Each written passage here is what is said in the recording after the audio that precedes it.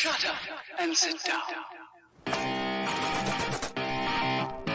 I am a radical libertarian. And we don't want the government to do a damn thing. The current state of politics is unsustainable, politically, economically. You deserve better. It is about supporting, platforming, and assisting the people who are out here actually doing the fight. You just take an issue that's important to you and do something. There you go. You are part of that declaration against tyranny. Because no one brings tear gas to a gunfight. This conversation gives me a little more hope for the future. The one, the only. Fight for liberty. This is the cherry on top.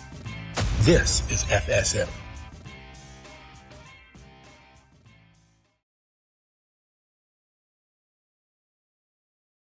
Hello, hello. This is Fight for Liberty. I'm your host, David Fight. I'm here to get you fired up about the men and women out there making the world a freer place through politics, activism, business, and more.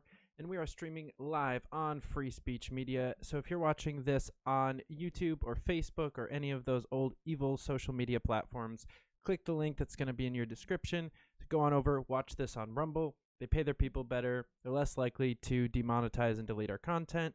And if you're already on Odyssey or Rumble, go ahead and just give yourself a high five. We call that a ginger high five because, they don't have friends. But tonight I am joined by a guy who has the social audio platforms abuzz for quite some time now. But first, we're going to get into our sponsors real quick.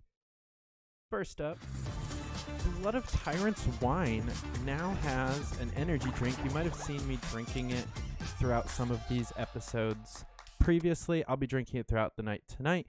But if you are looking for a nice night in or an energetic day out, you can get both from Blood of Tyrants. And still 10% off either one with the promo code FSM. So if you're looking to help take down the tyrannical state while sipping on the blood of your enemies, look no further than bloodoftyrants.wine. They're a great organization, great company, and I am super happy to have them as a sponsor. But without further ado, we're going to get on to our show. Tonight, I have a great guest. He is the host, or founder and often host of Healthy Debates over on Twitter, Clubhouse, and wherever you get your social audio. So, Roger Mayhem, welcome to the show. What's up, David? How are you? I am doing great. So I always like to start off with a little bit of a testimonial type question. So I'm curious, what started your descent into counterculture kind of stuff? Counterculture? Huh. How do you define counterculture? Because I may plead innocent or guilty here. Well, just I guess the general questioning everything kind of thing of, that I feel like most of us in the movement kind of gravitate towards just either being unsure of what everyone is doing or telling you, or just kind of being a little bit different, whether that's music or TV or comedy or something like that. I feel like most of us kind of started off through one of those and then eventually found politics. Yeah. No, good question. So I grew up, I was raised by Depression-era grandparents that had these ideas about the world that are much different than mine or yours. And but we grew up in a hood of the Bay Area that was heavily Hispanic, and my homies, my running dogs, were all a bunch of Mexican kids from the hood. And so I guess my world was a little confusing because I had Caucasian grandparents in the Hispanic neighborhood that are telling me the world is a particular way, and then I'm running around the streets behaving in a different way and learning that there's a lot to there's a lot to be learned by hanging out with out groups. Let's just put it that way. Mm-hmm. And by hanging out with an out group and being part of an out group within that community, you just start realizing certain things. So like the way that police would treat me when I'm with my Caucasian friends versus the way they would treat me when I'm with my Hispanic friends. I think that was my first realization that not everybody in this world is treated the same, and so then you have to figure out your own biases. And one of the biases that I had was that we didn't like the guys from the south side of town, and so we had our own little in-group and out-group problems, if you will. And so I grew up. I was just a mixed up kid, and so by the time I started learning about philosophy in my early 20s, I was already kind of confused about, who am I, and and what is my place in this world. And the thing that resonated with me is that individualism kind of matters, and so it doesn't necessarily matter so much to me what group somebody is in, as long as you're getting to the heart of the individual. And so that was really the thing that kind of shaped it for me. But that doesn't mean that you don't recognize that groups are treated a particular way. The realization was that we shouldn't treat groups a particular way. And so there's the world that I wanted to live in and the world that I did live in, and I'm still navigating that today. And so in my politics, I just try to reject as much as I can the idea that that the group comes first, and I try to put the individual first. And I think that's really where I would say the core of my beliefs come from, is that if we look at people as individuals, we tend to have better outcomes. Hell yeah. Could not agree more on that one. I think I definitely, it was later in life before I actually started hanging out with people of a different color than me, really, at all. I grew up in a very, very, very, very white town in upstate New York. We had a few not white families, but even like the only black kids I knew growing up were like homeschoolers who wore jean skirts, and like I knew them from the library. So like, it still wasn't any kind of like other culture or anything like that. And so like even our cops weren't all that racist, because there weren't any black people to be racist against, so they were shitty to white people. And so actually, like, really early on, I would hear about like police brutality and the kind of racism of cops, and I'm like, I just watched my white friend get the shit beat out of him by the cops around here, so that's not true. And then I moved to New York City and was like, oh wow, they're getting beat up way worse here. And like what I thought police brutality was, which is still like obviously a huge like overstep of authority and power and all of those other things, but it was just nothing compared to what probably you grew up around, or what I ended up experiencing after I moved out of small white town. But yeah, the collectivization of culture is definitely one of the major things that pushed me to just start questioning everything that I was being told. Because, if you're going to tell me that all black people are the same or all white people are the same, then why should I believe it when you say, all Republicans are the same? So I started looking into that, and I was like, well, actually, there's some of these guys like Ron Paul who make sense, and there's the other ones that don't. Yeah, that's a great point. My introduction into, I guess, the liberty movement was reading Ayn Rand, and which is an interesting way to get there, especially like with my background and the people I were hanging out with. You read Atlas Shrugged, and you're like, what the hell is this? And I don't think, after thinking about it a lot, because back in '94 when I read that, and it had a very big impact on me, but it's kind of a process to unpack. In the beginning, I just thought, wow, everything she says makes so much sense to me. This just feels like she's not necessarily telling me how the world works, but confirming what I already believe to be true about the world, but putting it in words that I'm just not clever enough to to organize my thoughts in. And so it was really impactful. And then that led me to think about, like, okay, well, I've read that and that kind of tuned me in. So what else should I read? And that's when I started like learning about economics and political theory and getting into philosophy, more specifically British philosophers and that sort of thing. And that I've identified as a small L libertarian to some degree or another since 1994. And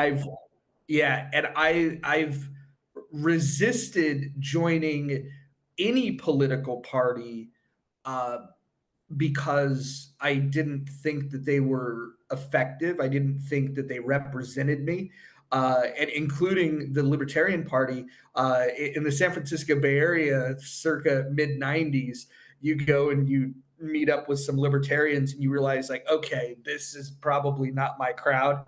And it wasn't until I started hearing people like Larry Sharp and Spike Cohen that presented things. They were using language that in my professional life resonated with me, like a culture of winning.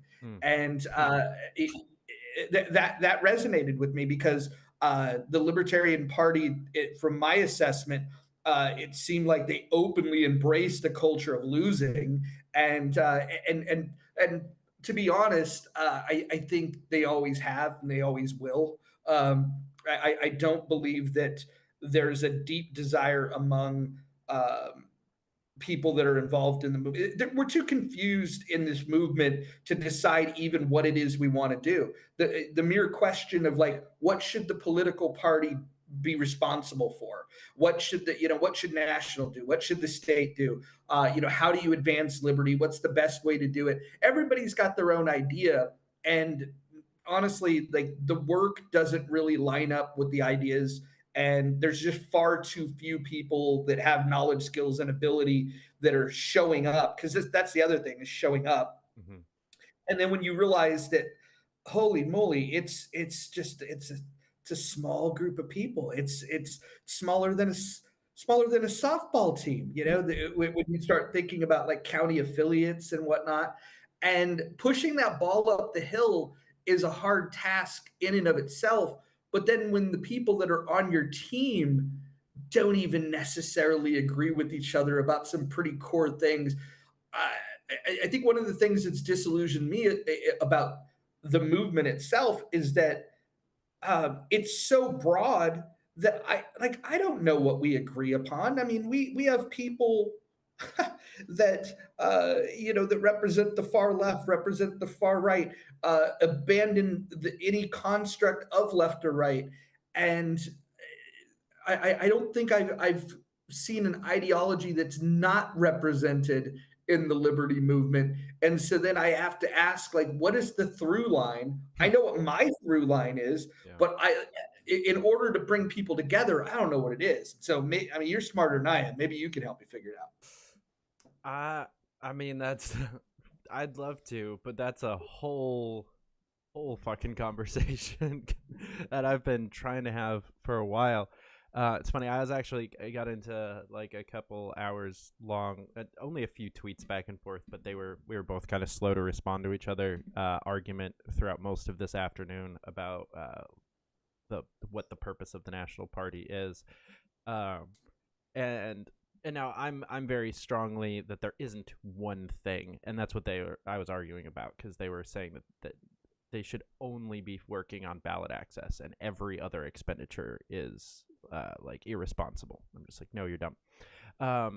But to go back to the culture of winning that you were just talking about, I'm gonna miniature promo here, because for those that don't know, we're an hour later than normal this week, because I just got off of a You Are the Power training call with Spike Cohen, and 50 something other people who and he was explaining kind of why You Are the Power exists and what they're trying to do as far as not fixing the liberty movement. That's a mean way to say it, but giving a better outlet than maybe an actual political party, and went over fairly thoroughly the current culture of losing and the culture of winning that we want to build for the liberty movement.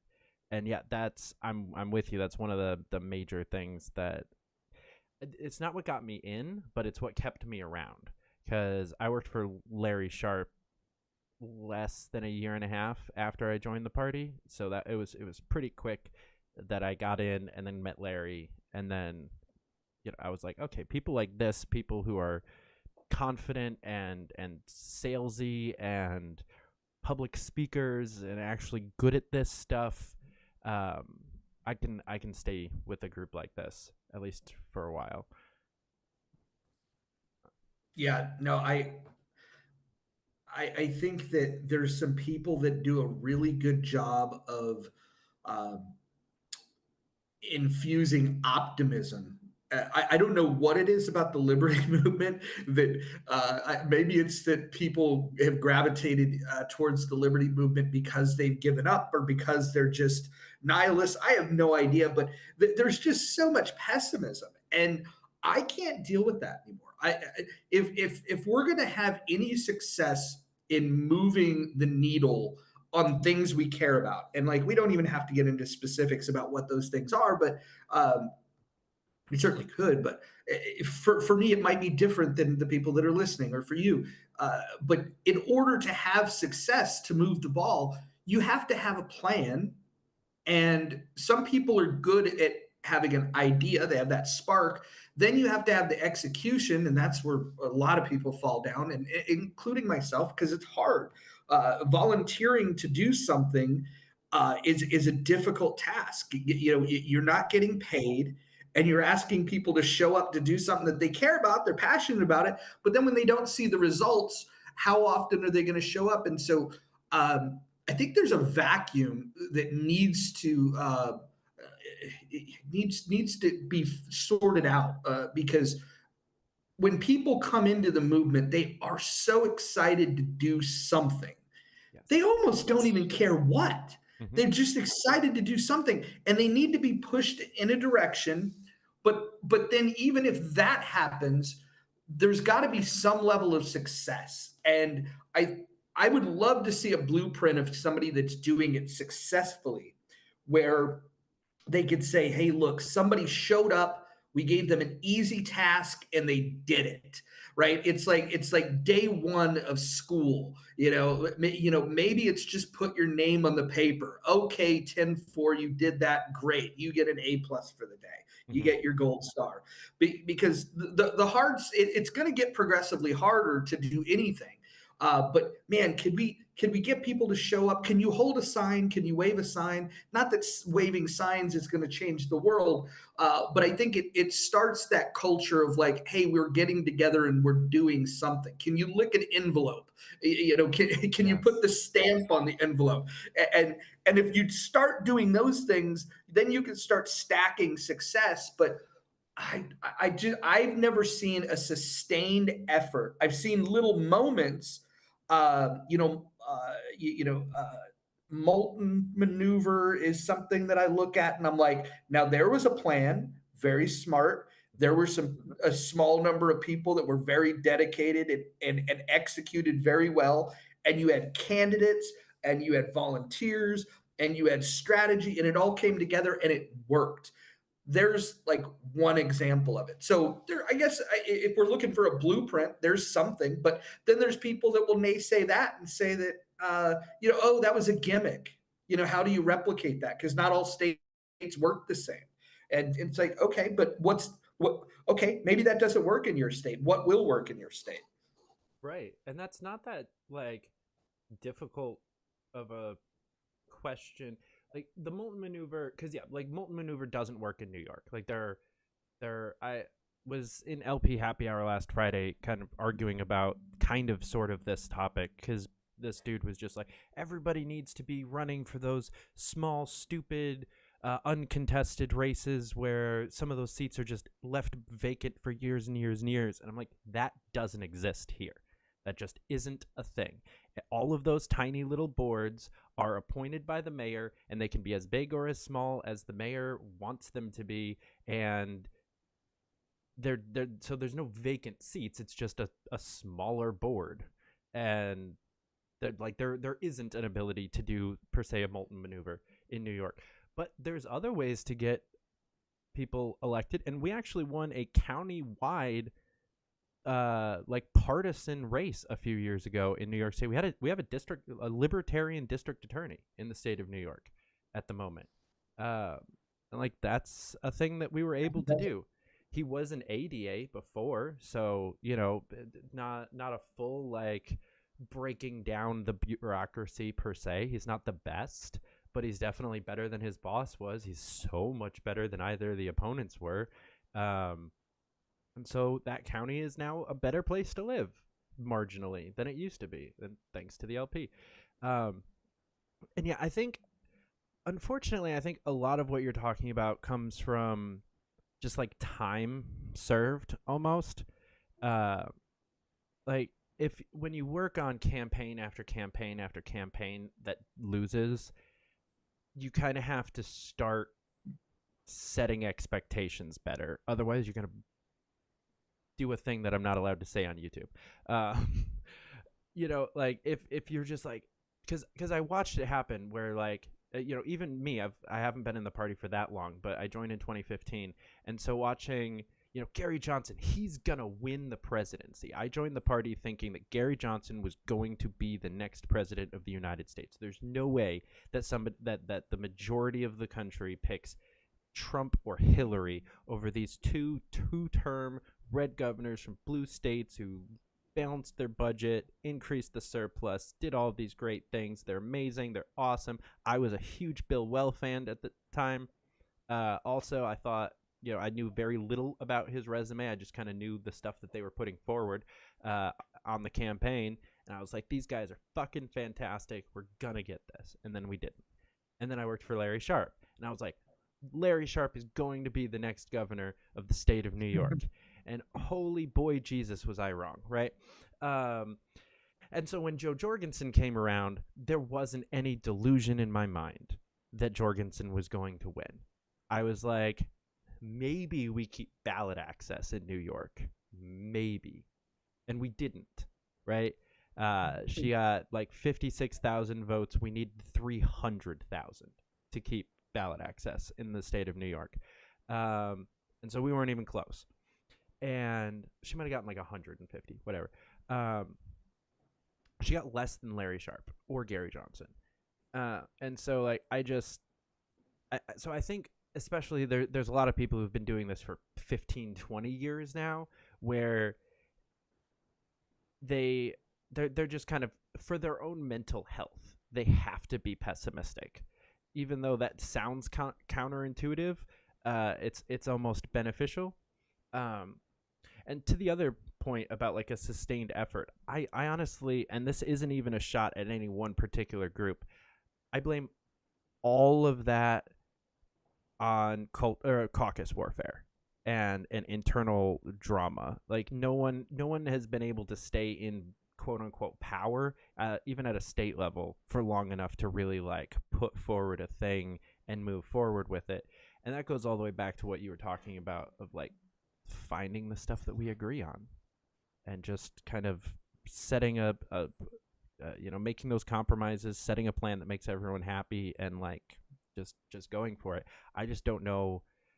I don't know if we have a culture that will ever allow a sustained kind of bureaucracy to push forward a long-term agenda, because that just reeks of corruption to us. And so, even the current people in power, I don't think will last very long for a multitude of reasons. But even if they were doing great, even if Dave was running, there would be another takeover soon. Do you think that the acceleration of the downfall of both the party and a particular caucus is going to be it's going to be sped up by the backing of a particular candidate for president? Let me actually read you a tweet that came out today. And you tell me if you think this is where the Libertarian Party should be in terms of their presidential candidate. We are witnessing the formation of a death cult, rallying behind the state of Israel to undertake human sacrifice on a massive scale. They sacrifice children to Moloch while being told that they're worshiping the Most High. Is that the kind of tweet that you think we would have gotten from? Is that Josh or Rec? That's Rec. Really? All right, interesting. Yeah, that's Rec. That sounds more like a Josh Smith tweet. It sounded very New Hampshire to me. So I'm just curious though, with messaging like that, do you think, because messaging always becomes a thing, and some people will say, "Oh, I like bold messaging," and then if you have messaging that's pretty straightforward and just talks about principles, people will say that that's not bold enough. I believe you can be bold without sounding crazy, and I'm just wondering, do you think if we had our act together and had somebody like Justin Amash running, is there a chance that you get a tweet like that from Justin? Well, no, definitely not from Justin. I'm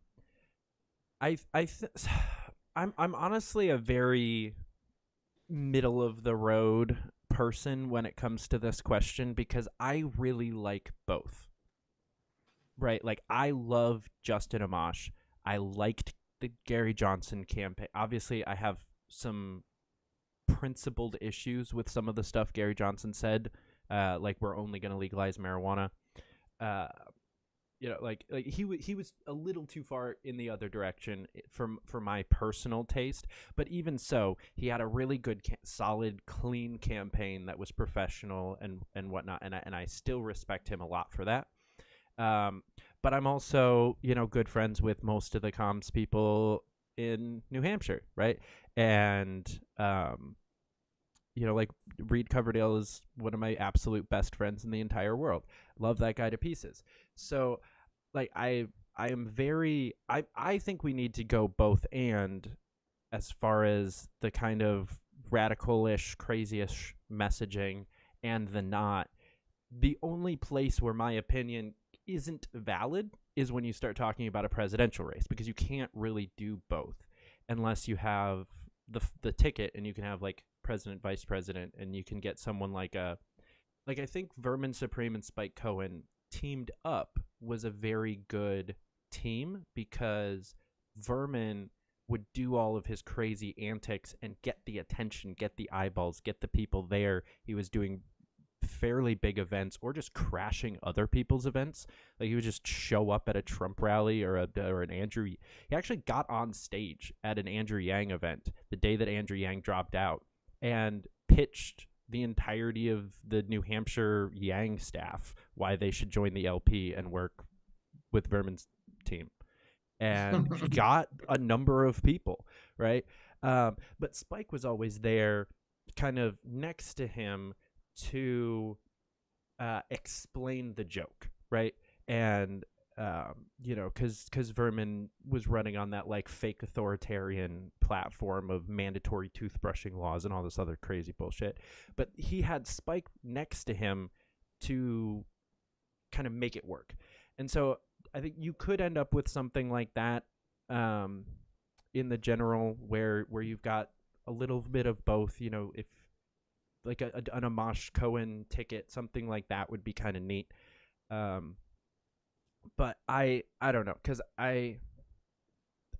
there's a reason that I'm not wholeheartedly supporting the candidate that you were just mentioning, but there's also a reason that he's my guest next week, because I do like some of the stuff that he's saying, and I like some of his resume, and I like the fact that he's running, and I really like some of the endorsements that he's gotten, like Epstein and Napolitano are both people that haven't even endorsed our general election candidate in years, let alone stepping into the fray this early on to back someone.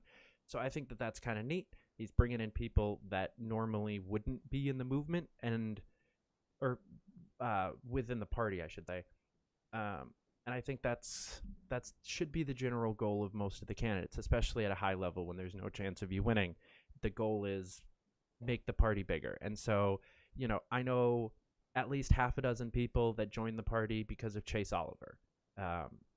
Mostly the other two races, not this one, but I know for a fact, I know people that he brought in. I also know people that came in through the Hornberger campaign last time around, who was just a boring, obnoxious candidate for a bunch of reasons. And so I am very much a as many different movements and markets that we can get into. I'm still trying to get Chris Franzak on the show. And so, yeah, I don't know. I don't know that there is a particular style of messaging that works for the liberty movement because, like you mentioned, there's just such a wide variety of people that we could be messaging to that could feel at home if they joined the movement. And so I'm like a buckshot messaging kind of a person. Yeah, no, I think there is a place for people to do their edgelording. I do think there's a place for that. And I wouldn't begrudge people to do that. The problem that I see is when the edgelording becomes representative of the party.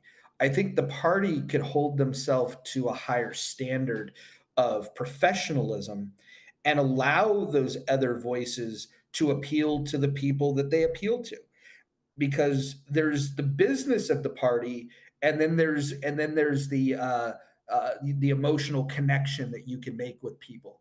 And for those people that can be reached by the Reed Coverdales of the world, I would never tell Reed that he should stop doing what he does, because the stuff he does makes me laugh. I don't think that it's the type of thing that would help Justin Amash get to 5% of the vote. But you know what it might do? It might get people that that were either not going to vote or vote for somebody else to start opening up their heart and mind to to what is libertarianism. What is it about? And maybe they start that journey, and that's why I think some of these folks are important, because they introduce people to ideas and concepts. My fear is that sometimes people stop too shallow.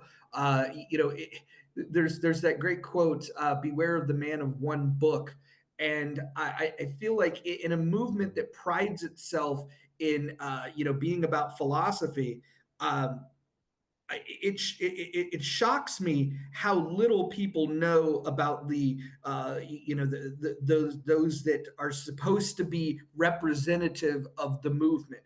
For example, if you're going to name your caucus the Mises Caucus, and you're going to join the caucus, I don't think it's a terrible idea for you to read Mises. I think that would probably be a good starting point to understand what Mises says, and not simply just get a regurgitation of what other people in the caucus say, because I'm pretty certain if we had to line everyone up and figure out what they've actually read from Mises, I would bet less than 50% of more than 50% of that caucus has never read anything from Mises.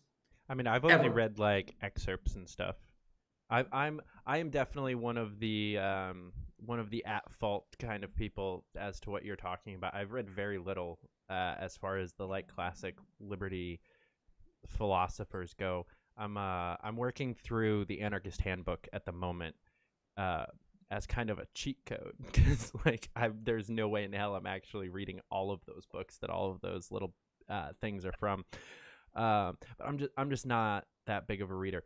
But I agree that at least they should understand what Misesian philosophy was, which is not the philosophy that the caucus, they should have been the Hoppe caucus. Let's be real. Or the Rothbard caucus, one or the other. Yeah, Rothbard would have been decent too. Hoppe might be a little too mean. Yeah. So here's what's interesting. I feel like I'm more aligned with Mises than the caucus is. Mm-hmm. In fact, I would I would say it would be hard to convince me otherwise after hearing the messaging that comes from people that just seems very counter to what Mises talked about. In fact, when you do hear quoting of philosophy, a lot of times you do hear the quotes from Rothbard, and then I wonder, okay, so you're Rothbardian, right? But what Rothbard? Early Rothbard? Mid Rothbard? Late Rothbard? All of them are Because late Rothbard. because it's kind of a journey, right? Oh yeah. There's like when I think of Rothbard, I don't think, hey, this guy's worthless, we should throw him away. I think that he had some great ideas that we should definitely revisit. And then there's some other ideas that I'm like, no, those are absolutely ideas that you can throw in the trash bin because those are terrible, terrible ideas.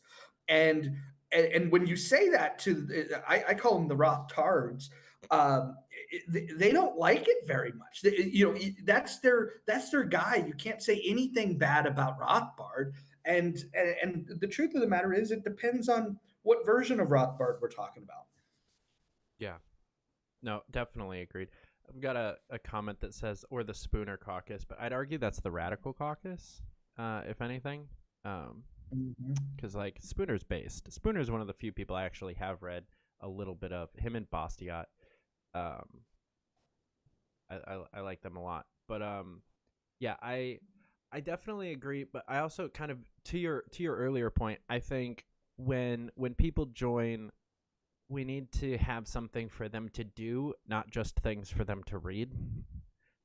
Yeah, like I do agree that people could use some more knowledge on the philosophy and stuff, but I think that's too loud of an opinion within the movement currently, where you join and it's like, all right, I'm a libertarian now, what should I do? And everybody's like, go home, lock your door, spend 18 months at home while you read these 28 different books, and then you can come back and try to talk to us. And that creates that problem. Actually, Spike was talking about this in the training tonight, of where we've thought through everything and argued through everything to such a large degree that when we hear something like but what about the roads, it just triggers us. And whether it's the roads or anything else, just something super simple to us because we've spent a decade digging through all of this philosophy and all of this everything and on Clubhouse and Facebook and Twitter and all of these different places having all of these arguments out, and then we need to just have a 12-minute conversation with somebody on the streets to tell them why they should vote for Joe Jorgensen for president, and we don't know how to do that because all we know is how to have 17-hour-long Clubhouse rooms, or multiple days. I've ran rooms there that have lasted 7 full days. We did a room called "What Do Social Justice Warriors Want?" and it lasted 7 full days. In fact, right when it reached 7 days complete, we played some classical music and then we nuked the room and it was over. Nobody even knew that the end of the room was coming. And there was, a couple hundred people in the room. Most of them had been there off and on for the entire week. And that was an interesting experience because you had people left, right, and center talking about social justice warriors. And you can imagine like there was ebbs and flows, different times a day. It would get heated. And you'd pull people in from different corners of the earth. And, when you get your very, very well-informed and articulate Nigerians yelling at people in a way that only a Nigerian can yell at people, it's a different vibe. And so I love the diversity that's on Clubhouse, just because where on earth are you going to find that diverse of opinions to come together and then get on a stage and have a conversation with each other about things that they have really deeply polarizing views about. I think Clubhouse really nailed social audio. It's a shame that they didn't nail how to grow the app. Mm-hmm. Well, perfect segue back into the social audio stuff. Who invited you to Clubhouse?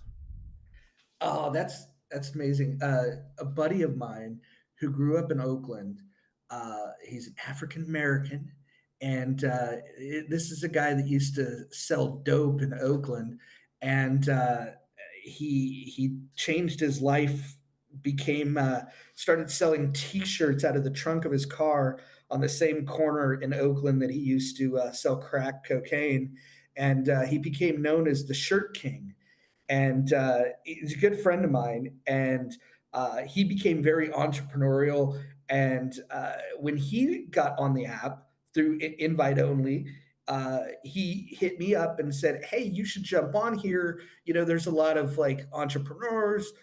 There's a lot of like sales gurus. You'll fit in well." And so my entry had nothing to do with politics at all. It was my buddy that said, "Yeah, you can get in here and talk to people that are leading startups and VCs." And I was spending the first week or two exclusively in those types of rooms, and then when it got boring, I explored out, and I was like, "Oh, well, what are these other rooms?"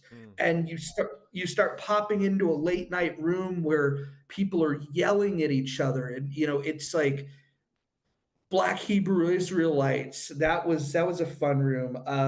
You had the Flat Earthers. You had just all these amazing communities where it felt like Reddit, but with social audio, and it was just a very interesting mix of things. And there was a lockdown going on. I was at home. I was bored, and here all of a sudden all these strange voices, and you've got people from all over the world talking about all kinds of crazy stuff.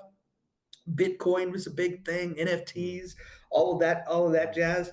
And it took a while to even stumble upon the idea of like, hey, let's talk politics. That really wasn't what Clubhouse was in the beginning. In fact, that's what it's kind of morphed into, and probably to the detriment of the app, to be honest. Because when I first stumbled in there, there was a lot of rooms about a lot of different things, and you had some interesting people on there. The Weinsteins would pop in there. You had Lex Friedman would frequent the app. There was a lot of people. Snoop Dogg used to show up.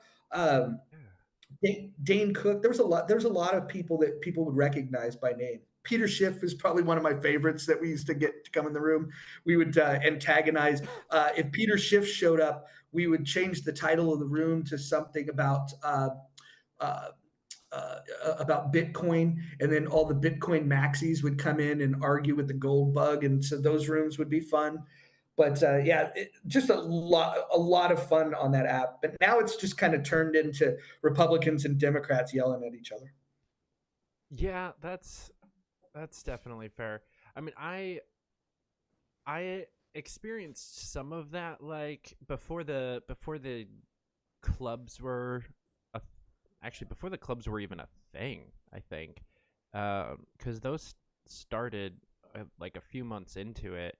Um but like before the kind of like dividing lines were drawn and the algorithm really figured itself out as to how to echo chamber you into one thing, I was definitely in some. I used to just go into like random fucking like late night rooms with just like a bunch of fucking teenagers and 20 somethings just getting stoned and hitting on each other, which is really amusing because most people don't even have their real profile, like their real picture. It's just like some flowers, and the voice is clearly feminine, and you've got these like 20 dudes all hitting on this chick who's probably like 380 pounds, like just some like fat ass from Kansas or something, but you'd never know. It was a hilarious kind of situation, and I still hop into some of those rooms every once in a while because it's fun. But I actually, one of my like fun claims to fame, the person who sent me my invite code was actually a Thomas Massey staffer at the time. So that was like, he's still on my profile as that, which is fun. But so I got in specifically through the kind of politics thing, and I think Jess Mears was one of the first people that I followed and kind of hung out with on there. and then of course Connie and Jimmy, and then like LP Liberty Talk Radio became a thing, and then that was just like all I did. Like I don't even go into healthy debates all that often anymore. It's pretty much just LP Talk Radio, because for me it's like I get my arguing in on Twitter, and if I hop on Clubhouse, it's usually to relax or to just like. I like the echo chamber on Clubhouse a little bit because I kind of just go in there to like either talk nothing about any of the drama or just rant about drama to people who will mostly agree with me. Well, you know what's interesting? The thing that motivated those political rooms in healthy debates, because healthy debates wasn't really political, to be honest. We were talking about philosophy, we would talk about religion, and then politics would come up. And what made me really double down on the thing with around politics was that I realized that as the political rooms were forming, if I joined a different room, they'd bring me up on the stage as the token libertarian. And then they'd be like, okay, let's hear from the crazy libertarian for like 5 seconds. And then I'd give whatever contribution that I would have. And then they'd move on to, fighting Democrats and Republicans again. And they just, every once in a while, they want to hear what does the crazy libertarian have to say? So then I decided, you know what, I'm just going to host the rooms and bring the people, all the different factions together, and then that way, by me moderating the room, I could then take moderator privilege and call out the BS on both sides.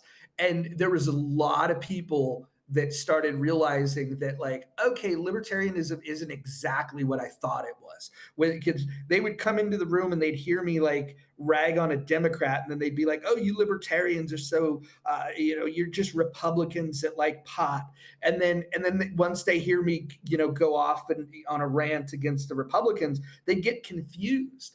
And then they wanted to learn more. And then what was great is a lot of the people from Healthy Debate started popping in to Liberty Talk Radio, and they would show up, one or two of them, in a room filled with libertarians, and then they would, depending on who was there, it'd be either a great experience or it'd be a terrible experience.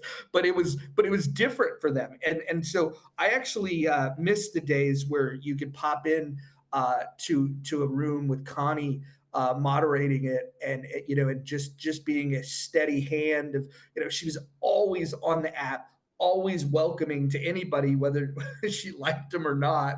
And and you had like this full spectrum of libertarians. And it wasn't until, I would say, the road to Reno, when people started realizing that, like, we're going into battle in Reno. Now everybody's got to choose a side. And it's kind of sad, because a lot of people that got along with each other really, really well, the closer we got to Reno, the more that people fought with each other. And then after Reno, nobody wanted anything to do with each other. And so that was kind of the timeline of Liberty Talk Radio, going from a really thriving libertarian community where you could have interesting conversations about the party, about the movement, about all kinds of cool stuff. And then all of a sudden it just became a mirror of the reality that was happening in the party. Yeah, I think Clubhouse was one of the places that, like, the Liberty Unity movement actually was able to do some shit, like really shine. Like it was an almost exclusively Twitter thing, but Clubhouse was the place that I think it actually was working. And I mean, even like you and I had a few conversations like way early on. I remember getting into like a 3-on-1 with like you and Jack Casey and somebody else, where I was defending JBH and the Prague Caucus, and especially Jack, who, I'm not trying to shit on Jack because I love him to pieces, but he came in through the caucus to a point. I don't think he came in specifically through the caucus, but he very quickly attached himself to those people. Even without joining the caucus, it was just that was his friends. So he had a very one-sided view of everything that was going on. As far as he was concerned, he just stepped onto a battlefield, and one side was like, hey, come hide behind our shields, and he did. And so, like, just getting to actually explain some of the, oh no, this fight between these two people actually has nothing to do with the party or politics or anything like that. They hate each other because such and such hit on so and so's wife at a state convention 4 years ago, and they've hated each other ever since, or something like that. That's a real that's an actual example. I kind of like name names, but like there's plenty of just like stupid normal human drama involved that it was helpful to kind of explain some of that, some of the other backstory, some of like the why the two caucuses even started. Neither caucus existed during the Gary Johnson campaign, so nothing that happened there was the fault of either of the sides of this current war. And like actually getting to kind of and on both sides, you know, because I still hang out with like Zach Britt on Clubhouse every once in a while, or you know, Brianna Coyle used to be on there every once in a great while. But like other people kind of on that side, like Jonathan Casey, I know used to be on Clubhouse every once in a while too. And so I would do the same thing for them, you know. Can we talk about Brianna Coyle for 2 seconds? Sure. Maybe a couple minutes. So you probably know this story, but I think that because I'd known her on Clubhouse very briefly, and then became Facebook friends, and then there was a group on it was the Libertarian Party discussion, whatever. Yeah, the discussion group that I'd created, and she came in and was going off about the Mises Caucus, and my experience with the Mises Caucus in my state was that the people were delightful. They were like they were hardworking. They were principled. They were doing good stuff. None of them were crazy, and so when she was saying that, oh, they're all bad, they're all this, they're all that, I thought, like all of them, really? And then when I defended them, she then came at me and like, well, if you're defending them, then you're like them, and it was so absurd to me that it annoyed me. I'll be honest, and it was a classic overreaction, but I just snapped out in the discussion group, and I copied Michael Heiss, and I said, "Hey, can you give me the link to the Mises Caucus donation page? I want to make a donation in the name of Brianna Coyle." And it was a jerk move for sure. And then that kind of set off a thing where it was like, all right, well, you know, if you're going to say things that are untrue about people that I know, well, then I'm going to align with them because I trust them more than I trust this. But here's what's interesting. Here we are now a couple years later, I guess. And some of her original criticism, where I still think she was hyperbolic, and her messaging, she probably recruited more people into the Mises Caucus than Michael Heiss did. I would make that argument. But here's what I'll say, and here's what I would concede, and I'll make this as a public apology to her. I don't think she was completely wrong about some people. I think she overstated her case and made it everybody. Mm-hmm. But her main concern and about the intention, the motivation, and the character of some of the people was spot on. And I've realized that now. And so then you go through this journey, and you're like, okay, she exaggerated the situation and blamed everybody, but there was some truth to what she was saying. So I'll give her that. Yeah, it's funny. I started some shit on Twitter. What was this? Yesterday? Yeah, yesterday.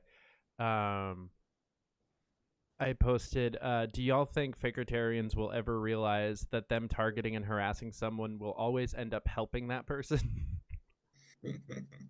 because I mean, and the thing, so Brianna and I go back longer than either of our like really giving a whole lot of fucks about the party. We became friends back in like, I want to say early 2017.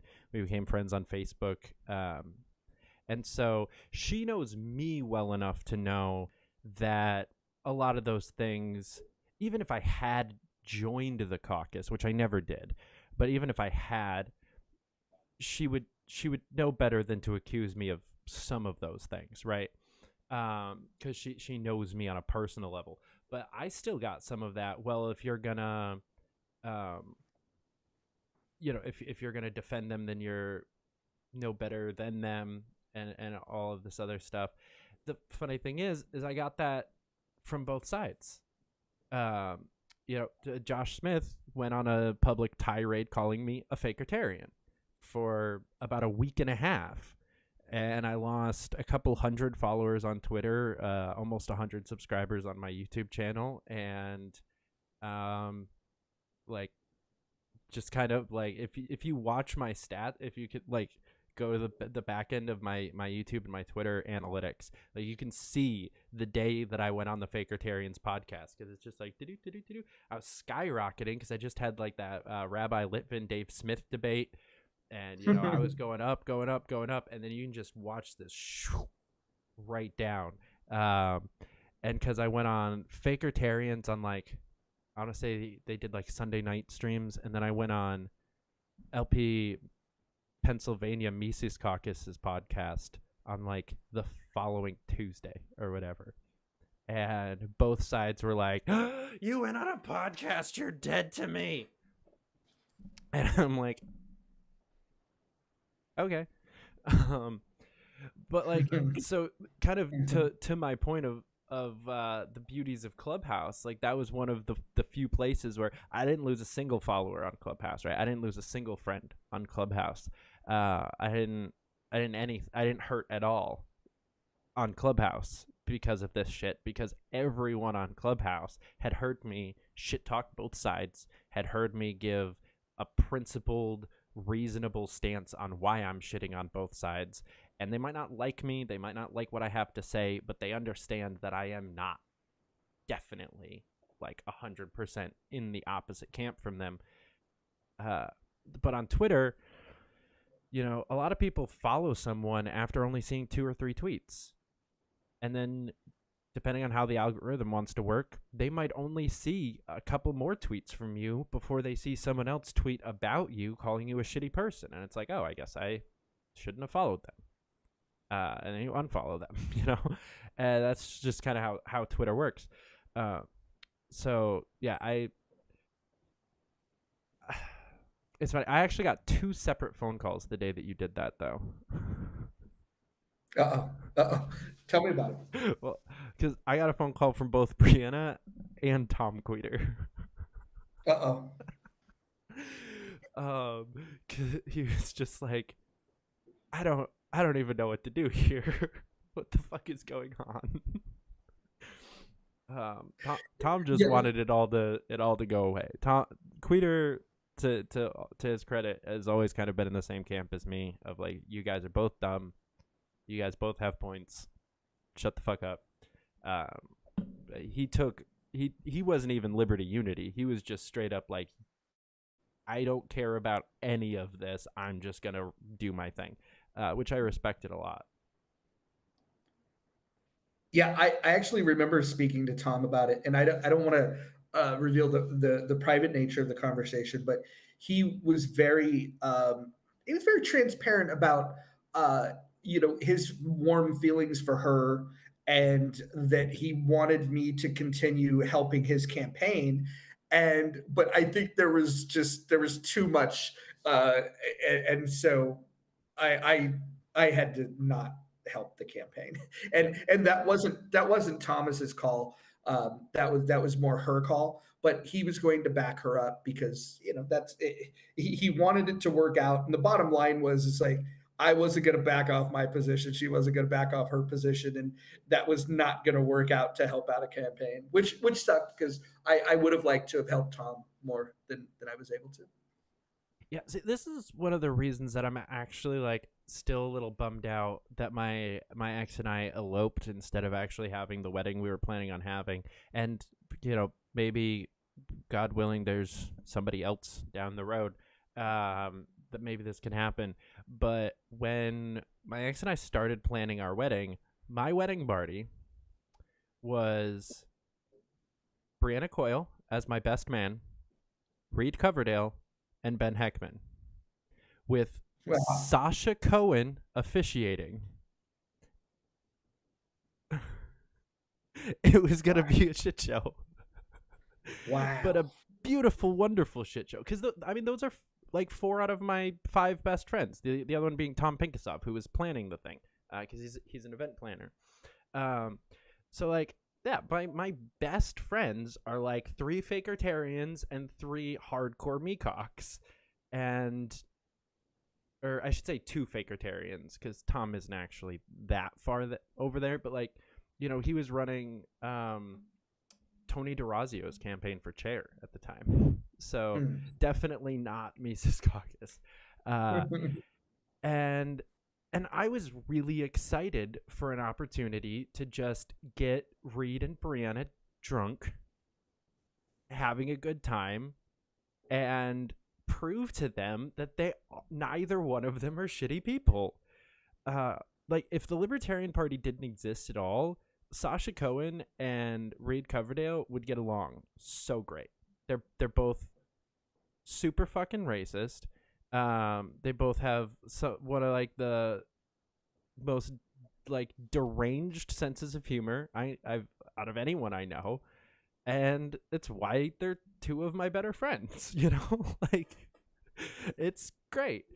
And I'm using racist a little bit hyperbolically, but like, I have never heard anyone drop as many hard R's as Sasha Cohen. Like, by far the leader in my friend group. And he is the Fakertarian. The Mises Caucus are all racist. Meanwhile, he's over here dropping the N-word, like, on a regular. So just, like, the hypocrisy and the stupidity of all of that, I was just like, can't all of my friends just be friends? Sometimes it's the vector, right? Meeting with people in real life is one experience. Meeting people on social audio is another experience. And then Twitter is this other world. And, I'll bring up something. I don't have to go into all the details, but you're part of a group where we private message each other. And, I would say, I wouldn't even say it got heated, but there was definitely some disagreement and you were on one particular side, and Jacob Johnson, who honestly, I don't know if I know a nicer guy in the movement. Great guy. We've met on Clubhouse. We spent quality time in Reno together. I think of this guy as a brother. And like, when he told me to F off in a Twitter message, I thought to myself, like, this would never happen in a long form conversation on Clubhouse. This would never happen face to face. This is the dynamic of sending these messages where you're typing it out and and you're sending it off, and then people read it without the inflection or the ability to actually have a conversation. And so I'm not faulting him for telling me to F off. Maybe I even deserved it. Probably not. If I went back, I was probably right, because I usually am. But I think you deserved it, but that's okay. That's fair. But my bigger point is, there's no chance in hell that if that would have happened on social audio or face to face, that it ever would have got to that. Because if I would have realized that I was annoying him to that point, I would have backed off, and I just can't imagine him saying that to me, in a different setting. And so, but that just, what it highlights to me is the difference of the communication, methods that we use. Twitter, it brings out a different side of people, and again, I have no caveats to this. I still think of it, even after him telling me to F off I still think he's one of the greatest people in this movement, and I still consider him a brother. But he'll apologize eventually. Yeah. I think the key thing there is like first impressions, or at least first couple impressions. Because once you do, I mean, this kind of your story that you just told is kind of an exception to what I'm about to say. But in most cases, if you know somebody in person, they're less likely. You're significantly less likely to take them the wrong way or get pissed off by something that they say through text or on Twitter or something like that. So even if you're just going to like your state convention and national convention every other year or something like that, where you get to meet most of these people, like do that. At least one solid in-person interaction is necessary to like then you can go on to just be like online friends. Like Reed and I, for instance, like we met in person. We met before I think we both had a Twitter account, but we were both at like 30 something followers. Neither of us had a podcast. Neither of us gave a shit about any of that yet. Like this was all way before that, because we met in 2019. And so I actually used to think he was kind of weird. The first couple times I met him, I was just like, who's this like super tall autistic dude that just like kind of hangs out in the back? But he was like one of the hardest working volunteers that we had on the Tulsi campaign. And, he was one of our like 4 or 5 people that we called super volunteers. And, if ever you needed anything that he had like fit into his work schedule, he was there. He was doing it. He was knocking doors in 15-degree weather in a almost blizzard. He was out putting up yard signs in people's houses, like way up north where none of us wanted to go. He was just absolutely crushing it. So that was my initial experience of Reed Coverdale. Was like one of the only other principled libertarians on the Tulsi Gabbard campaign, like in a heavy, important capacity. And, in one of the last days that I was in New Hampshire, we took, I want to say 4 or 5 other volunteers that were all between the ages of like 17 and 21, who had never shot a gun before and who were all, on Tulsi's side of the gun control issue, like the background checks and some, maybe a little bit of regulation here and there. We don't need something crazy. They're obviously not Second Amendment absolutists yet, until we put an AR-15 in their hand. They're like, so you still want to ban these guys? Do it. And the drive home was a significantly different conversation than the drive up. It was mind-boggling. And then he turned around and brought dozens and dozens of people from the Tulsi Gabbard campaign into the Liberty movement and into the Libertarian Party. I mean, there's a couple people in the live chat of this conversation that came in, were Tulsi to Reed to Hornberger, and now we're active members of the party. And so when people started hurling all of these stupid insults at him for being part of a specific friend group, there was no way in fucking hell that I was going to buy into any of that. And similarly with Brianna, we've hung out in person more times than I can count, hours and hours and hours of time. And so like you kind of build up this buffer of, and actually, I guess to my point, you still said that Jacob is one of the nicest guys in the movement. If you had never interacted with him on Clubhouse and you just knew him from Twitter and then you had that interaction, I'm sure you would have a very different opinion of him, Yeah, that's a good point. No, you spend a little bit of time, you get to know who they are, and look, the disagreement that we have, I don't think we're going to get past that one because it's a pretty wide disagreement. But there's other topics. There's, that's not the only thing for, for us to discuss. And so, I'm unapologetic on my position, and so is he. So it is what it is. I think like his position wasn't even entirely anti yours. It was almost exactly what you just said of like, there's other things to worry about.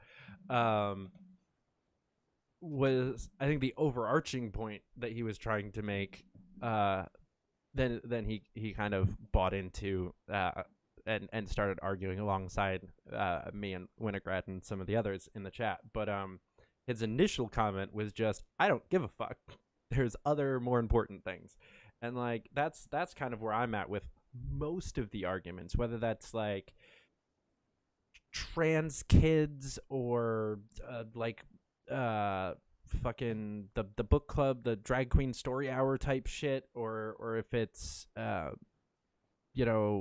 Russia Ukraine or Israel Palestine, or really most of the issues that are currently being talked about on a wide scale, I don't care about.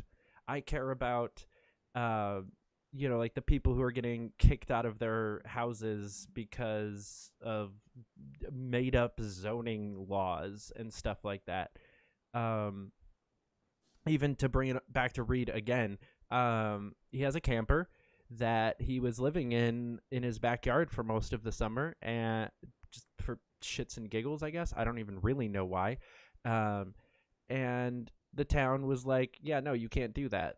You're not zoned to have 2 living buildings on your property. You can only have 1. So that's your house. So you can't live in your camper on your property, which is fucking dumb. Luckily, he had a house, but one of the causes that we just had with You Are the Power was similar situation, but the person was living in a camper because their house had just burnt down and they were rebuilding. And the town was like, yeah, no, you can't live in a camper because you have a house on your property. It's like, but we actually don't. It's burnt to the ground and we're rebuilding it. And they started fighting this person and tried to arrest her once and like all of this other crazy shit. Like that's so much more like at the front of my mind than any like ideological, philosophical battle. Me personally, at least. Yeah, there are some things that are deal breakers for me, specifically as it comes to the party itself. I'm not a fan of the way that the party messages. As I think I left the party. The big problem that I see, and I don't want to get too deep into the rabbit hole of what's going on in Israel, but just once I would love to see them say, "Free the hostages." Like, can you not say "free the hostages"? Like, that seems to me like a pretty fundamental infringement on liberty, and you can't say "free the hostages." And it seems like the if if you are a dictator starting a war or a terrorist organization that is committing barbaric acts, depravity that I've never seen in my lifetime, there are those in this party that have more smoke for those that fight against tyrants and terrorists than there is for the tyrants and the terrorists.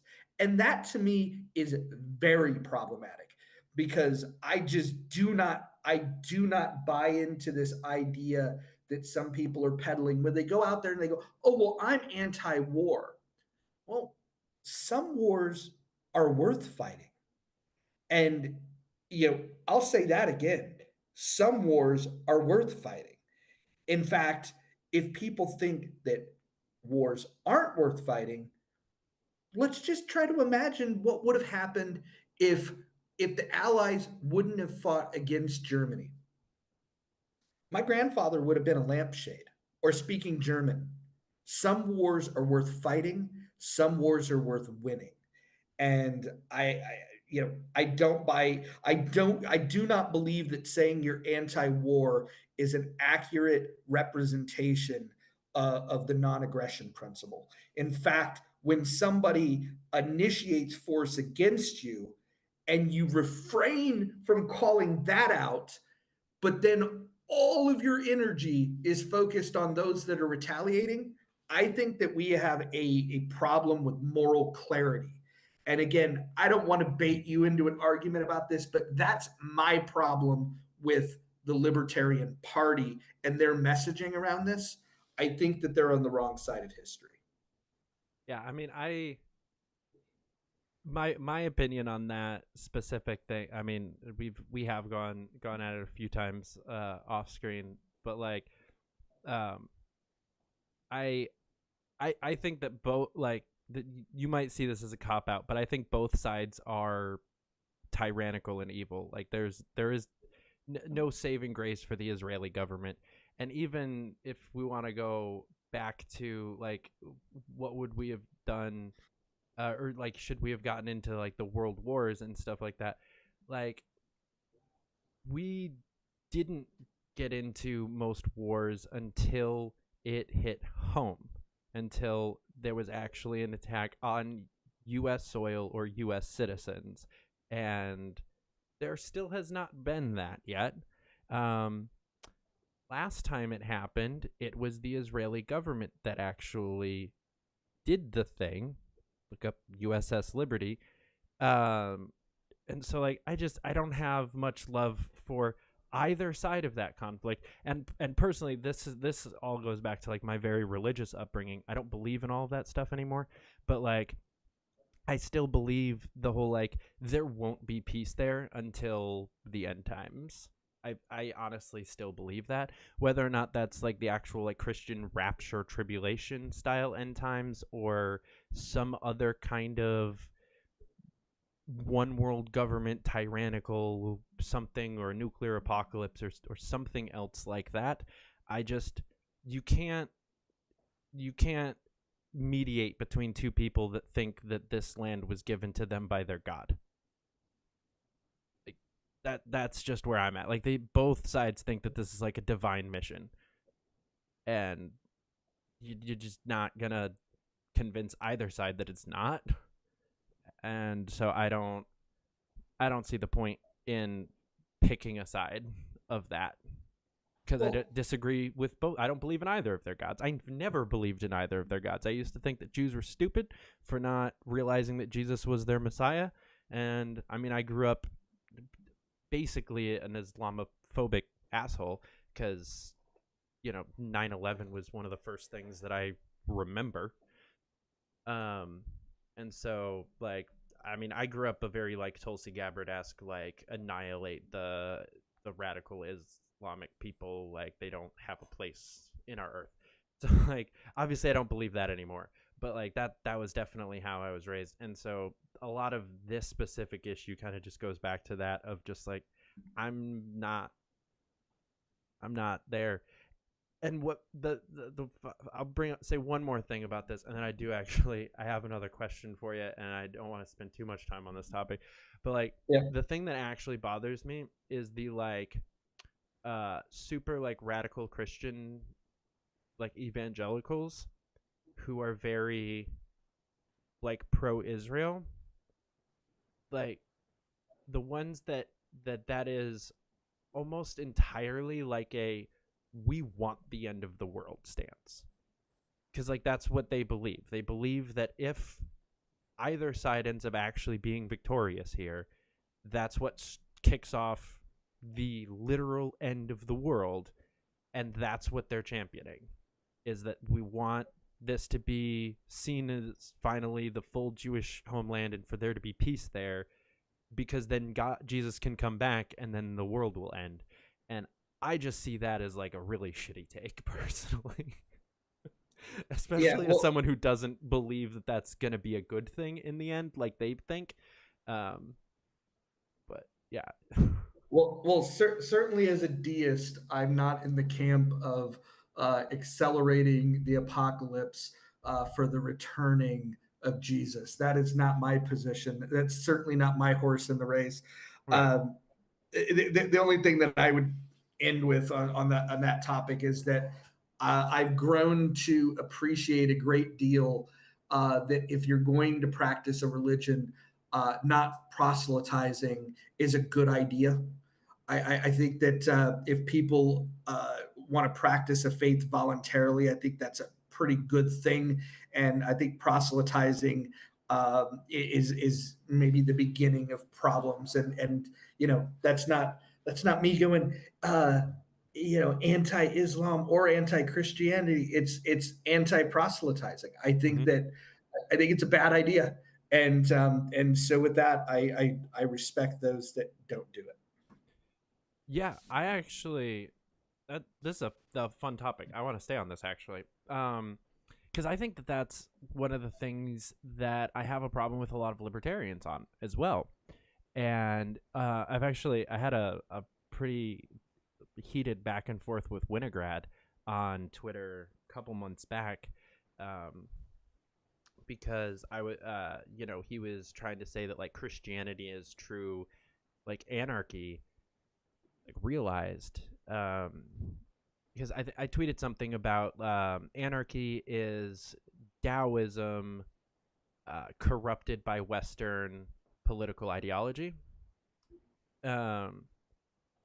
And he said, like, you spelled Christianity wrong. And I was like, no, because you can't have the Crusades if you're an anarchist. You can't have the like Salem witch trials if you're an anarchist. You can't have any of the terrible things that have been done in the name of God, or even a good chunk of the quote-unquote good things that can be done in the name of God. If you actually believe a true live and let live ideology, then there is absolutely no reason for you to be screeching on a street corner calling people sinners.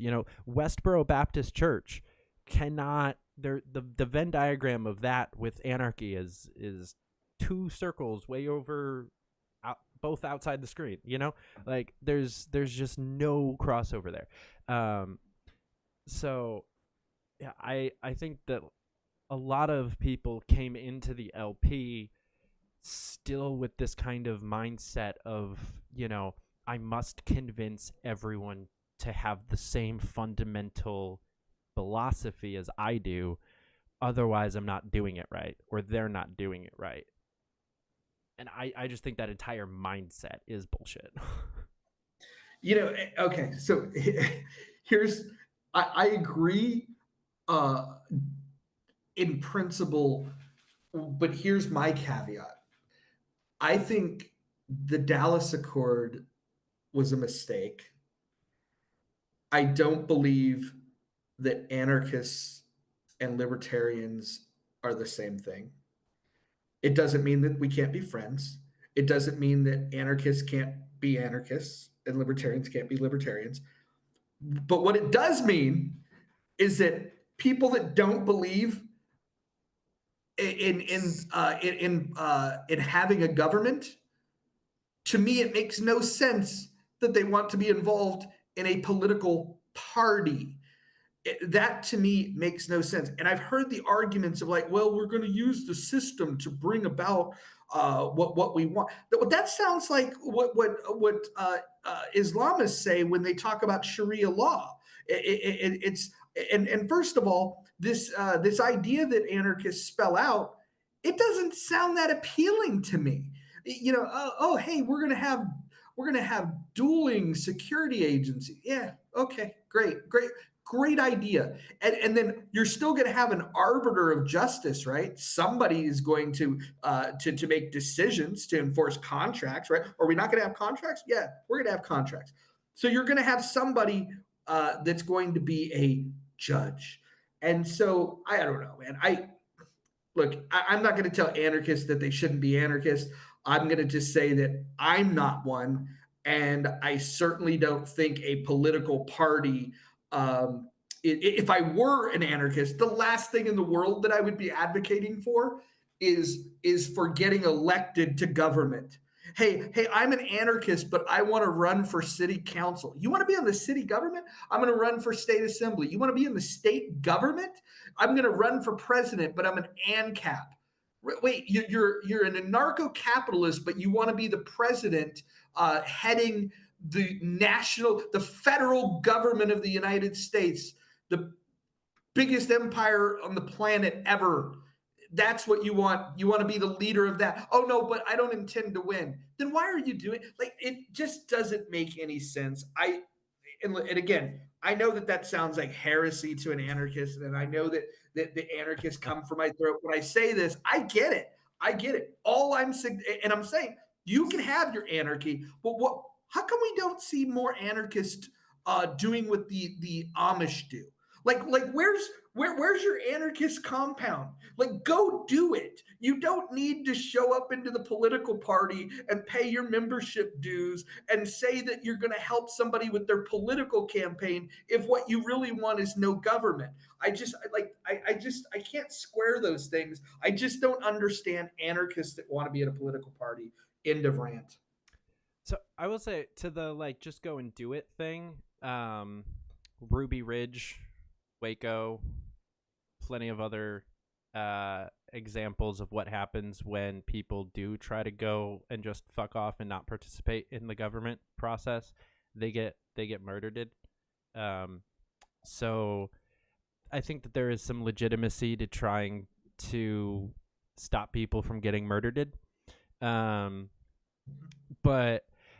I'll half concede to what you're saying, because I think it's like the like circle or square rectangle thing of like anarchists are libertarians aren't anarchists.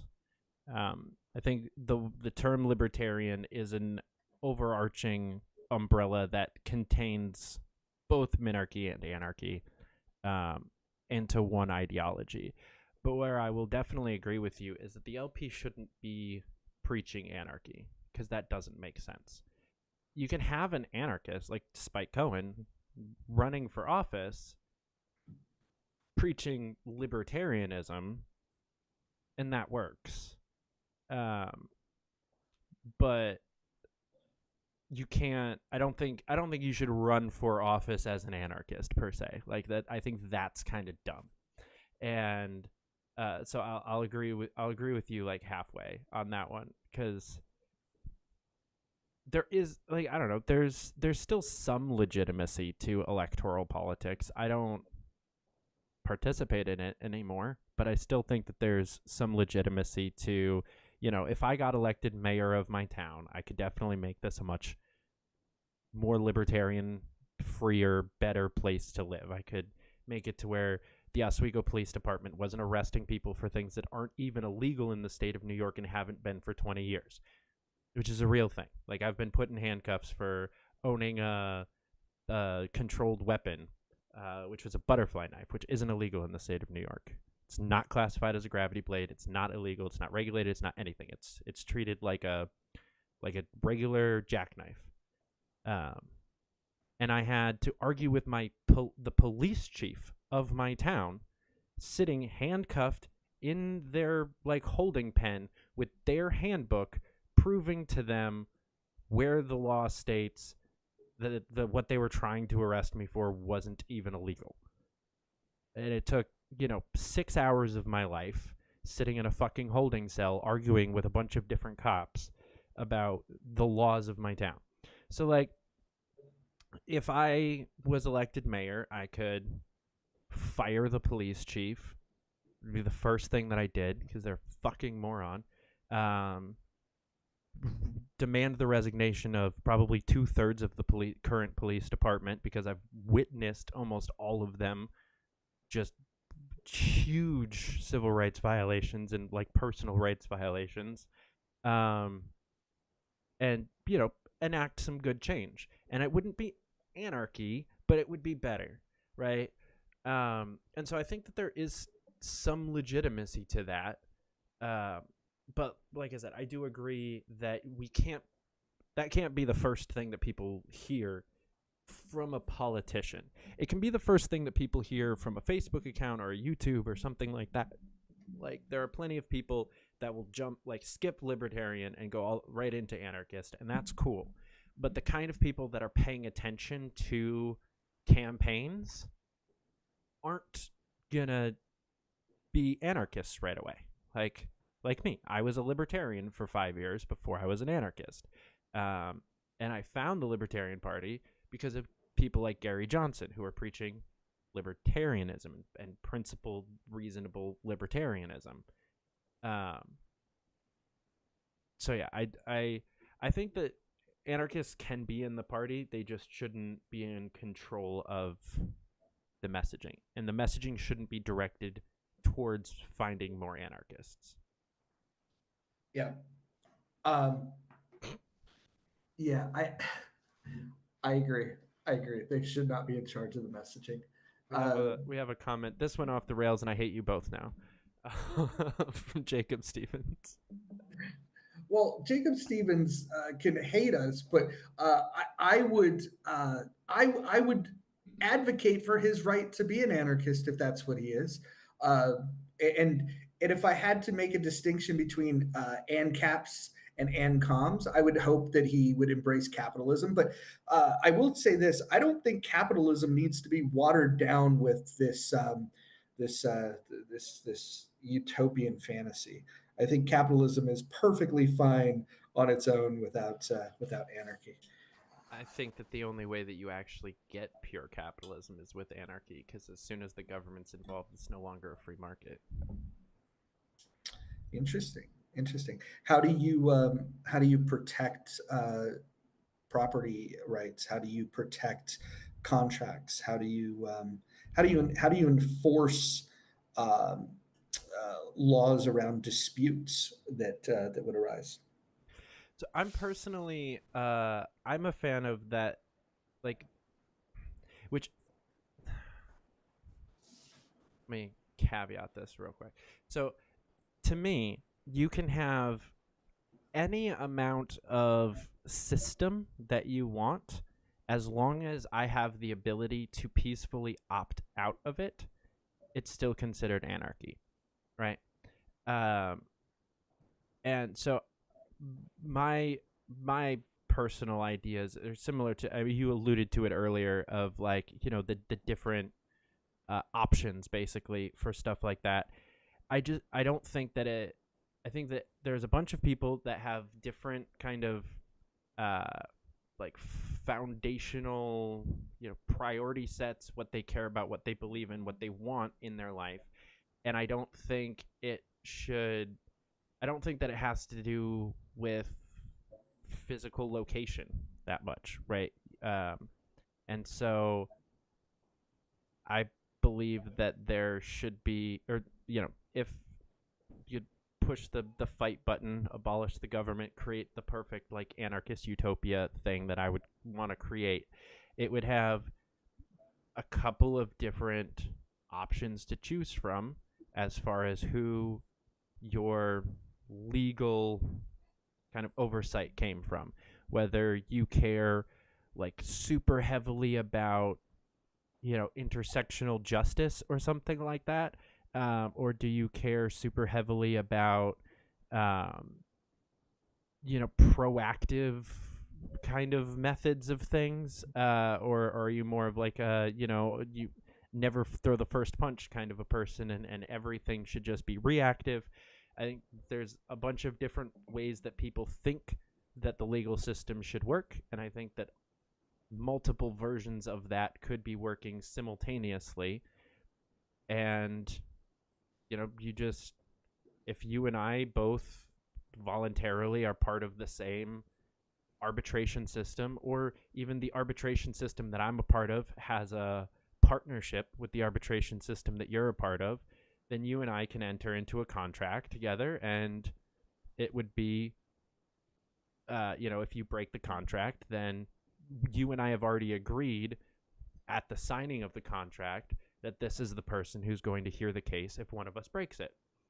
And, like, especially if you're talking about, like, contract law, I think that that's very easy to do, because it's just one extra step in that contract signing. But if you have a contract with somebody, that means that at least at one point in time, you guys were friendly, reasonable, and agreeable, and could agree on we're gonna have, like, if something goes wrong, this is who mediates this issue, right? Like, especially contract law, I think, is the place that's the easiest. Where that starts to fall apart is, if somebody just randomly breaks into your house, who should arrest them for that, or charge them for that. And so I got a question for you. So you said that there could be, I guess, an authority. I think that's how you framed it. As long as you could opt out of it. Now, let's say you were to opt out of whatever this authority figure might be. Let's call it government, whatever it might be. But you have the ability to opt out, and let's say you value property rights because that's an important thing, and you've decided to create your own compound. Let's even call it Waco. Let's say you're a Branch Davidian and you go to Waco, Texas, and you believe you're minding your own business. You have firearms, which I don't think that should be a problem. My big problem with Waco was that why was the ATF there? Who probably should have showed up though.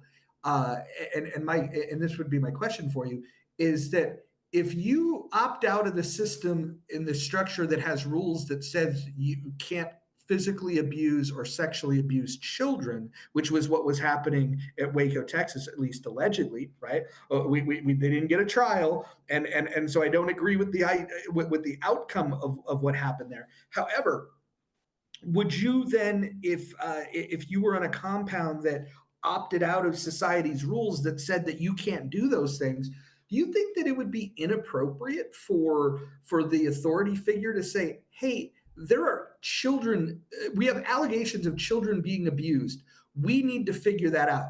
Now, you have your property rights, you can't come on my property, I've opted out of your rules. Do you think it's unreasonable for the authority figure to think of protecting children and investigating that, and perhaps bringing you to justice if there's, if they can prove that, that children are being harmed? Because again, I think some people forget that, especially in libertarian circles, they forget that what some of the allegations was. It wasn't just religious freedom, it wasn't just property rights, and it wasn't just gun rights. There was also allegations of sexual abuse, and so. When I think of Waco, I would wonder what would anarchists say to an authority figure that wanted to make sure that no harm is being done to children. I think that pretty much I don't want to say every. I'd say that a solid majority of all tyranny ever inflicted on a constituency of people was done in the name of protecting children. So I think that that's a really mushy line to try to draw, because it will almost always get abused. Like, even if you caveat I want anarchy, but except for this one thing, especially that one thing is because, let's also, like you said, there wasn't a trial. There was never actually any proof that was happening in Waco. There's still no proof that was happening in Waco. So for all we know, that was just completely made up to justify burning children alive instead. Well, they did have testimony from ex-members that said that it was happening. Now, but they also have testimony from ex-members that said that it wasn't. That's true, but in a sane society, when you have those type of allegations, you would investigate that, wouldn't you? Yes. So yeah, I think that it is completely reasonable for the town of Waco to say, hey, there's this little compound just outside of our downtown that's raping kids. Let's go figure out if that's actually happening or not. And kind of to your point, some wars are worth fighting.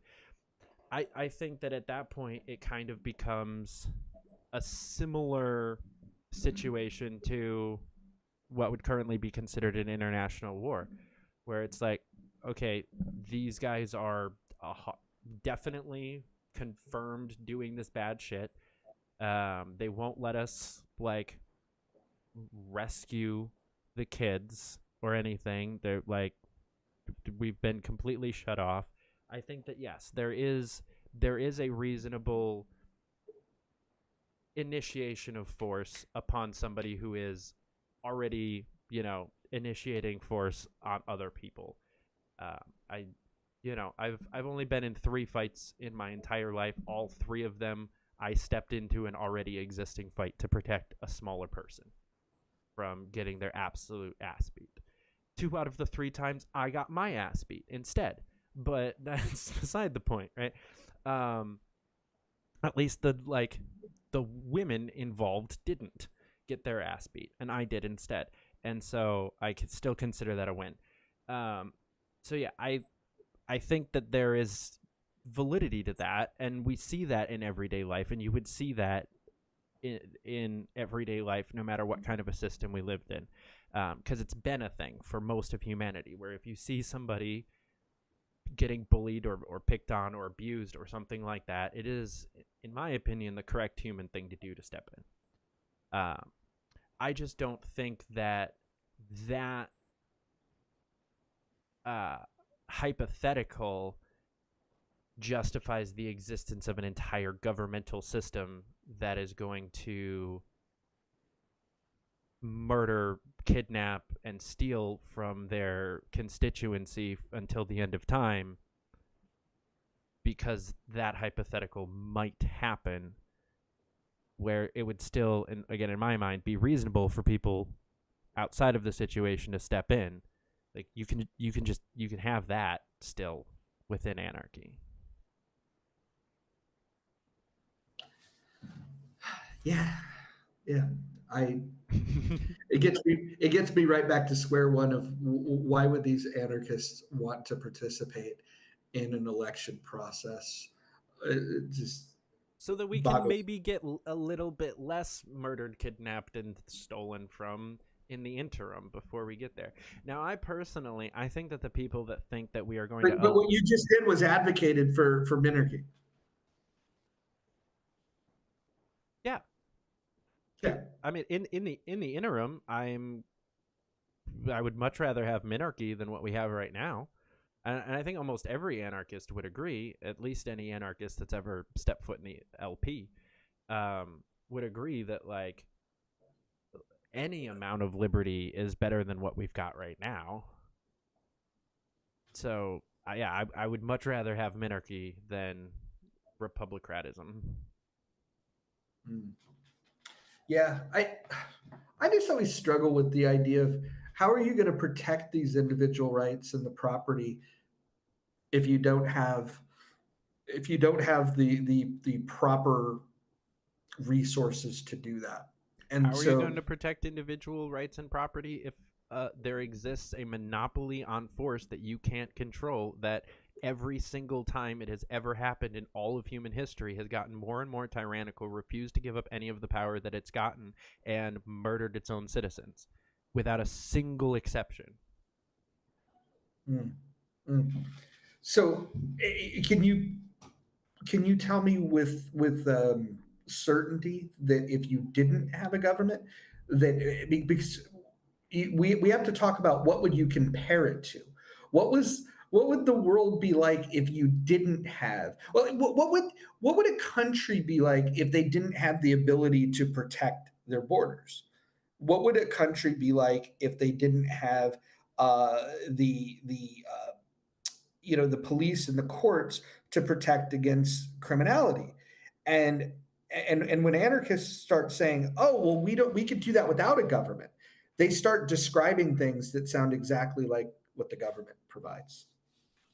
Right, but the difference between anarchy and minarchy is a very quick capitalistic market-driven fix to a problem of like government overreach versus an unfixable version that, unless you're Canada and the nicest people on the planet, you're not going to get out of peacefully ever. Like, no government has ever elected themselves into freedom. No, like, that's just not a thing. There have been a few other, like, peaceful annexes from empires. Canada's not the only example there. But, like, as pretty much across the board, every single government has gotten worse until it collapsed. Just period. There isn't a simple, oh, well, these guys are getting tyrannical, so we're just going to switch over to AT&T instead of Verizon, and then, Singular Wireless? When was the last time you heard about them? They fucking went under because they fucking sucked. They were charging people dumb fees. They had spotty reception. They didn't have good phones. They didn't work well with the iPhones when they first came out, and so they died out. And so that's just a market-driven solution to the problem of tyranny, rather than having to take up arms against your government. So how Jacob then, says he likes us both again. how then do anarchists explain? How do I want to frame this?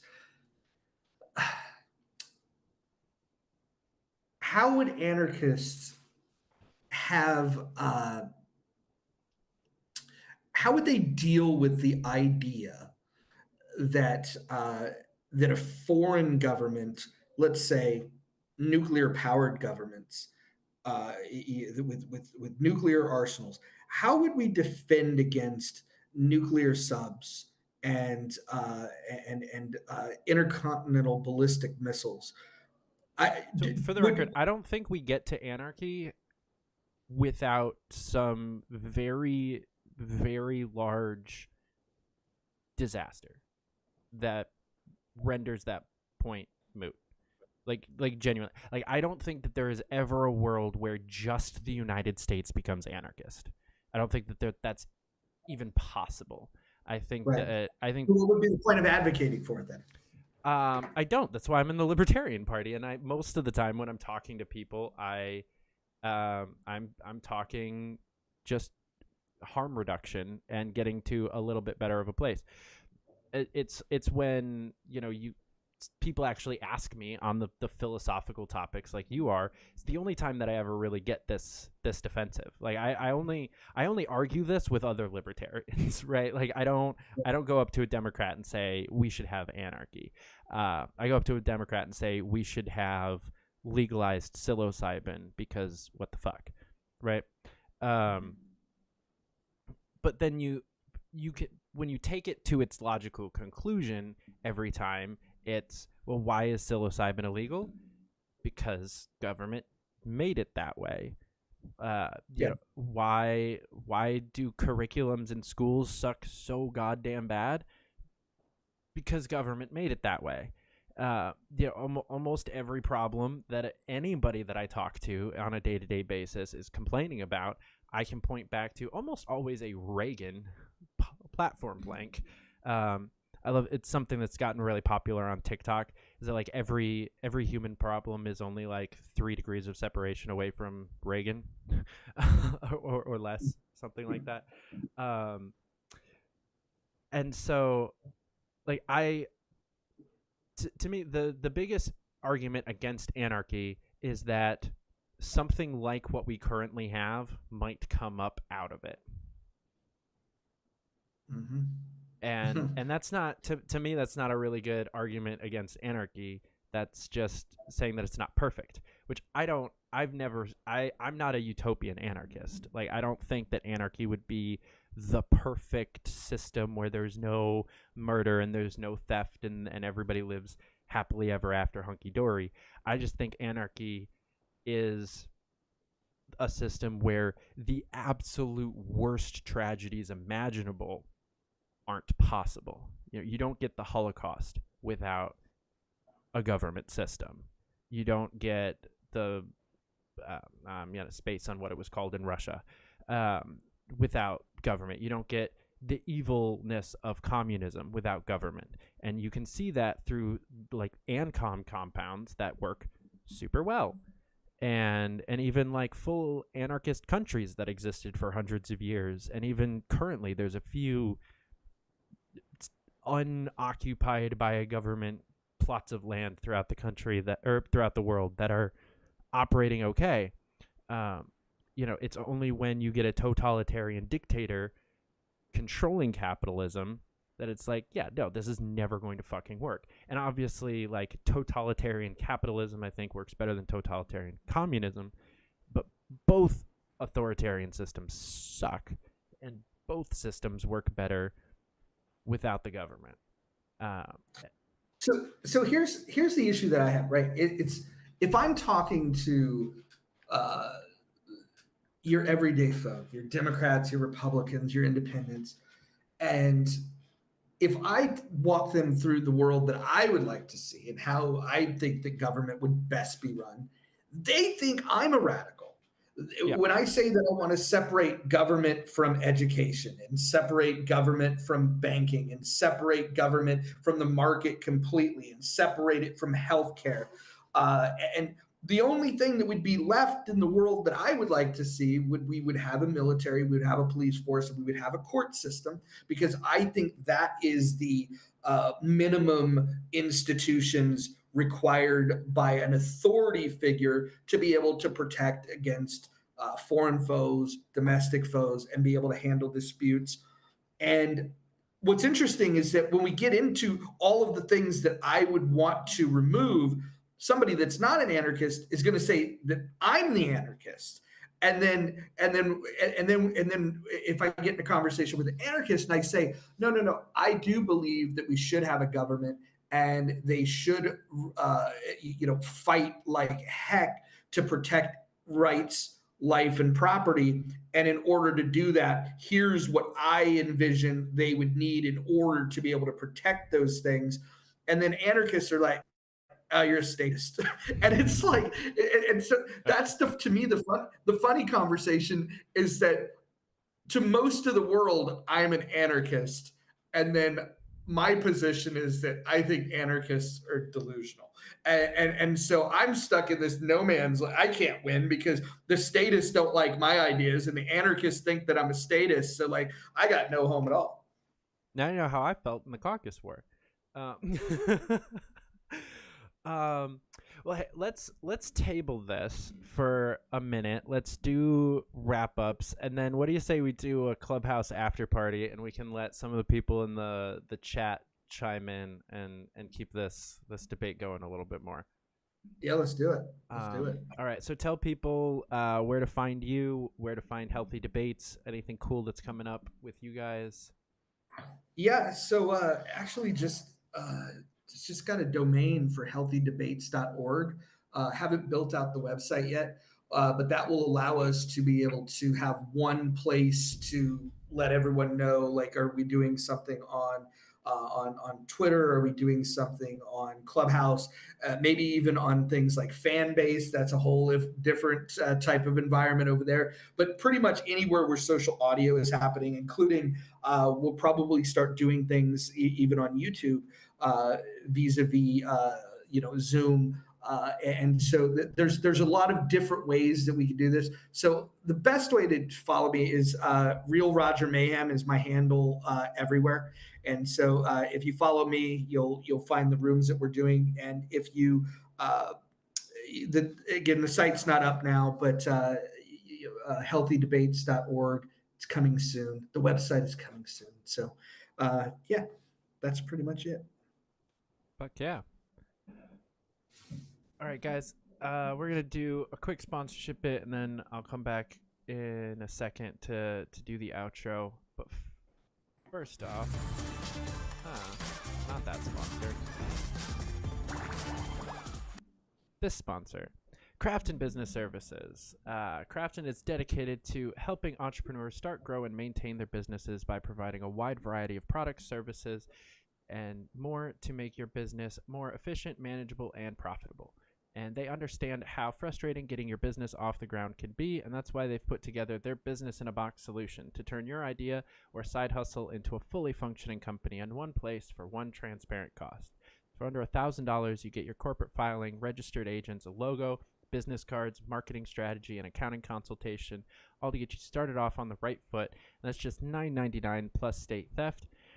And if you're looking for a little bit more than that, you can add a custom website, web hosting, more marketing materials, more time with the marketing team, more of the bookkeeping services, and your first box of business cards for just $24.99, again, plus state theft.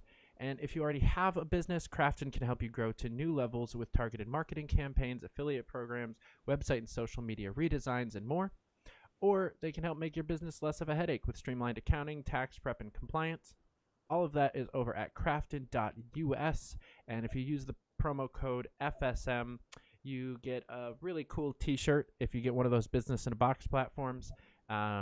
We're working out how the promo code works out for some of the other stuff, but we definitely would appreciate it if you use that promo code, because then that gives the network credit for the sale and helps keep the lights on over here. But guys, thank you so much for watching. Roger, thanks so much for coming. Everybody come on back next week. We've got presidential candidate Michael Rechtenwald coming on, followed up by mayoral candidate in Boise, Idaho, Joe Evans.